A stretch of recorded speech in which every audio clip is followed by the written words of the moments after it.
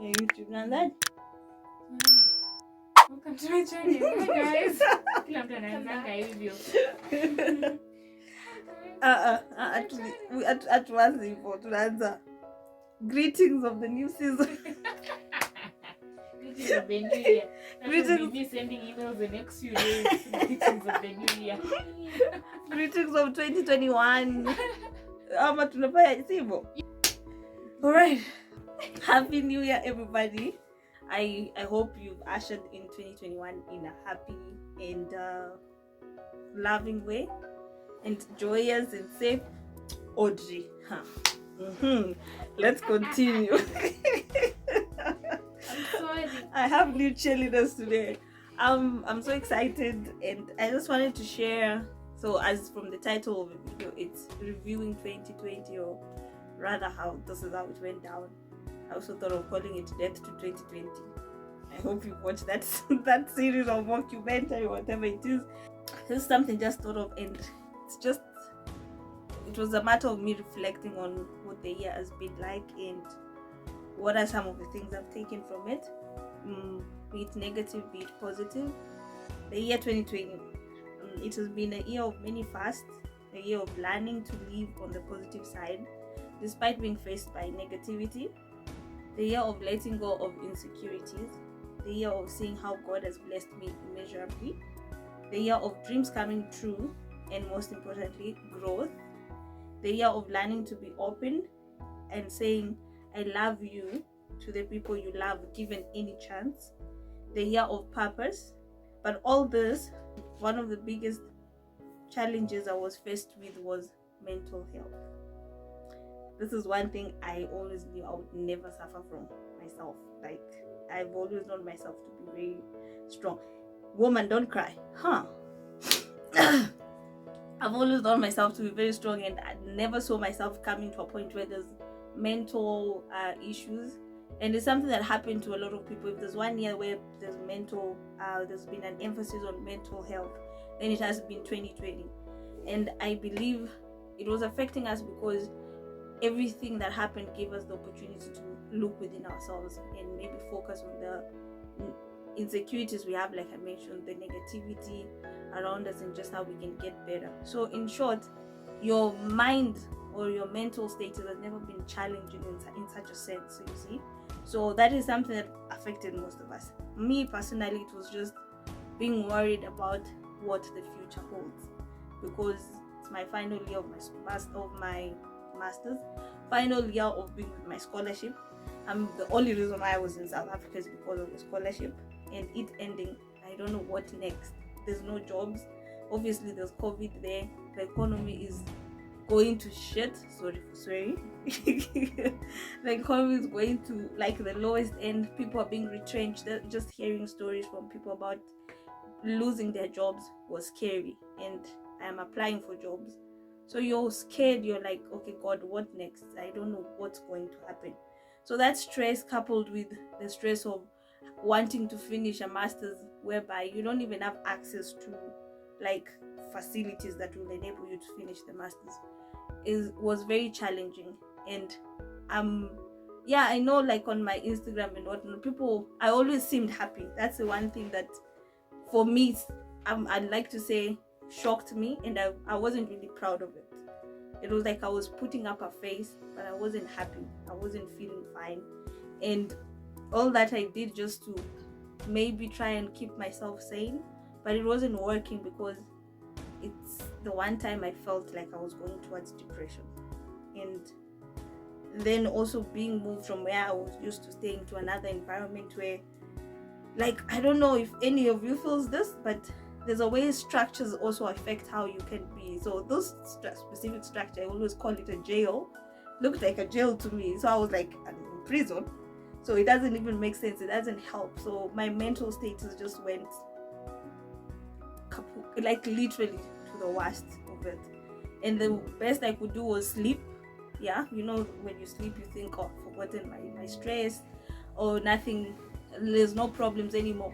But as soon as you wake up, the problems are still there. They're still looking at you. They're still lingering. There's nothing that's moving away from you.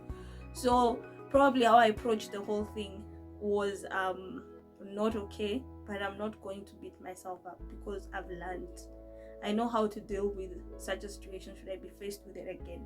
And thankfully, we thank God, because as much as I was stressed about what the future holds, He opened up a door when everything was, let me say, I was literally at the end of it. I even stopped applying for jobs. I wasn't doing it. I was just like, what come what may, I need to go back to Kenya, tutaenda to tarmac to tarmac na wenzetu, and like, I don't know, like, but the biggest thing was just worrying about what would happen to my family, right? Like, obviously I'm more or less like one of the breadwinners, so if I don't have this opportunity to be that person to them, then it means things are just going to shit. Again, sorry for swearing, but yeah, let me say it's been a year of a lot of challenge, and that's just one thing I wanted to highlight, the fact that I felt like I was putting up a face to show people I'm fine, but I really wasn't okay. And then something else I struggled with was imposter syndrome, and I hated myself for this.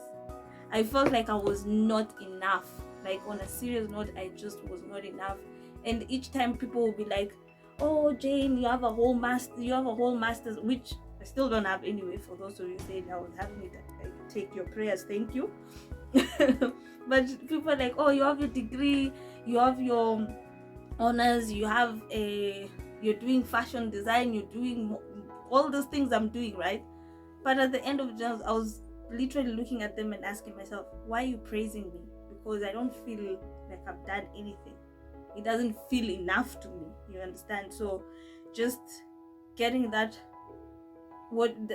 shock of I don't feel like I'm enough was literally one of the things just that put me down the whole year. And then everything put together, several stress, like I said, stress, and then there was periods where I had like panic attacks.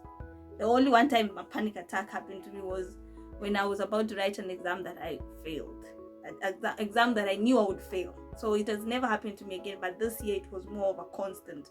So you see, when I say a year of fast, it's the fast on the negatives, but also I'm not going to focus on the negatives so much, because out of everything there's always a positive. Like I said, as much as I was putting up a face and saying, oh, I'm happy, posting pictures every day, posting pictures every week and videos and all that, one thing that came from it was growth. And it's growth with regards to the YouTube channel, from 200 to 500 and something. I don't know if it's 600 now, but 500 and something people just over this period was something that I really value. A growth on Instagram by over 1,000 people. It's not something that I take for granted. So as much as there was that, let me lie to the world that I'm okay, there was something positive that came from it. And then just getting to launch the business, getting to doing an IGTV series, and I feel like this is one of my proudest moments of 2020. Just opening myself up to people, because until now, the end of the year, okay, when you're watching this video, it's probably 2021. Until now, I still get people coming into my inbox and telling me this story when you spoke about what you struggle with, the insecurity that you have. Please go watch that video. It spoke to me, and it just made me feel like I shouldn't be ashamed of who I am. So getting a message like that from people makes me feel like I'm fulfilled. You see, I was authentic enough to share my story. I was real enough to tell people you can be this way, but at the end of the day, you are someone who's very valuable and you're very strong. Stop making noise. Something else that came out of this, like all those of us who are in foreign lands, we always look forward to going home, but this is the 1 year where I've not gotten to go home in 7 years. I've been in South Africa for 7 years, and every time I've gone home over December. So just having that opportunity to look forward to seeing my family was not given to me this time, or it was there, but the conditions were not conducive enough for me to take it. So out of this, right, as much as I'm saying I did not get a chance to go home, I found a home. I have people who I feel like this is the one time I've been shown the amount of love I never felt from strangers, not strangers, friends who have become family. So this, I'm speaking about my family, and one of the family places is this new setup, as you can see. And that laughter in the background, right? And just my Zimbabwean friend, if you watch the videos on Christmas, and having people just look out for you and people show you that we love you as much as your people are not here, we are your people. That is something that has been beautiful. So that's one of the first, having to spend Christmas in SA and just being with family. And now I'm crossing the year over. We're about to pop champagne, yeah, in South Africa, you see. And then another thing also would be not being afraid to ask. I've never been someone who's afraid to ask, but there are certain situations, especially financial situations, where I'm always afraid to ask for help. And maybe the only one person who I'd say I've been okay asking for help from financially is my best friend. But any other person, it's been very hectic. But this is the 1 year that has taught me, listen, ask anyone. The worst you can get is a no. Exactly. So if you get a yes, say thank you and move on, but learn to be open and ask for help. Also, like meeting some very important people in my life. The one person I've done this nice video with on accents, and I'm very grateful because through that I've gotten the opportunity of gaining a baby sister, you see, and someone who's constantly there. Like, even as much as I was going through these panic attacks, I was going through the stress, the mental breakdown and all that, there was always a structure beside me to support me through prayers, and also just knowing that I can talk to this person, and also ensuring that I've gained weight so fat. But thankfully it's because I have someone who likes cooking. Me, I hate cooking, I'm not going to lie. So I was skinny, my body was skinny before. It was speaking of poverty and stress, but at least even with the stress and the mental stress and mental issues, I got to gain some weight along the way because I was eating healthy. And thanks to this girl, Anita, watch this video, okay? And then yeah, I think that's been my 2020. And just the biggest thing that I'd like to take out of this is thanking God that my family is safe, right? Everyone is alive, because not everyone, so many of us have lost people along the way. And even if you didn't lose someone, you have the fear of, I might lose someone, you see. So I'm just grateful that I didn't have that much fear, that much scare in me. And also just that no one passed away. My family is still alive, and my friends are alive, right? There's no immediate friend that I have who's told me who has suffered. Okay, someone has suffered from it, but no loss of life. Yeah, so that's one thing that I'm grateful for. So that has been 2020. There's more big news coming to you in 2021. If you watch the last video in the series on IGTV, I speak about whether I'm going to do my PhD or I'm going to work. So that one will update you later. That's one of the ways God came through for me and showed off so massively. So I'll let you guys know whether we're going the PhD. Do you think I'm going for a PhD? I think you are. I'm saying you are. Do you think I'm going to work? So answer in the comment sections, tell me what you think, whether I'm going for the PhD or I'm going to work, or whether I'm going to get married. That's part of it, you know. Yeah, we're speaking marriage in 2021. Anyway, no, I'm not ready. I'm sorry, but I'm talking too much. I hope you guys have positives, right, from 2021. The year is not over. From 2020, right? As much as it was shit, there was so much harshness around. There was so much loss of lives from people that we admire and people that we love. But all in all, I hope you take something positive and make yourself better, because the lessons we've gotten from 2020 are things that were meant to build us instead of breaking us. So that's been it. I hope you have a lovely 2021. Stay with me, walk with me through the journey. Don't forget to like and subscribe. All right. And also don't forget to share. Let's get more people onto the channel and to share different things.